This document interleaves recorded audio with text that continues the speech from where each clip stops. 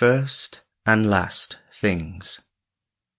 Book the First, Metaphysics, by H. G. Wells. Narrated by Ben Hynes. Chapter 1. The Necessity for Metaphysics. As a preliminary to that experiment in mutual confession from which this book arose, I found it necessary to consider and state certain truths about the nature of knowledge, about the meaning of truth, and the value of words. That is to say, I found I had to begin by being metaphysical.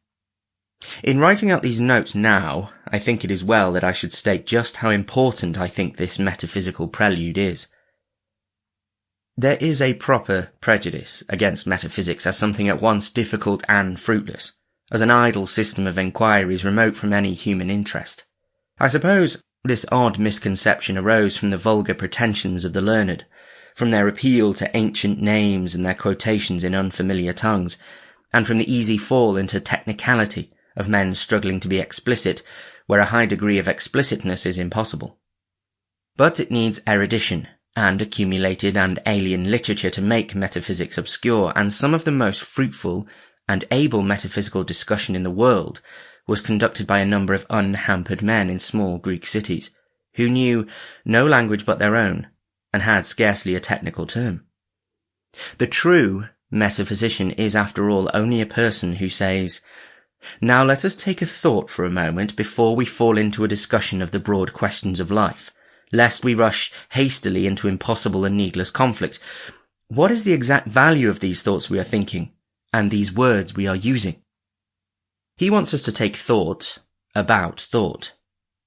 Those other ardent spirits, on the contrary, want to plunge into action or controversy or belief without taking thought.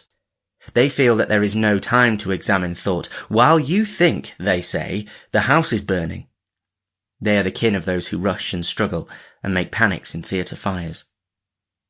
Now, it seems to me that most of the troubles of humanity are really misunderstandings. Men's compositions and characters are, I think, more similar than their views, and if they had not needlessly different modes of expression upon many broad issues, they would be practically at one upon 100 matters where they now widely differ.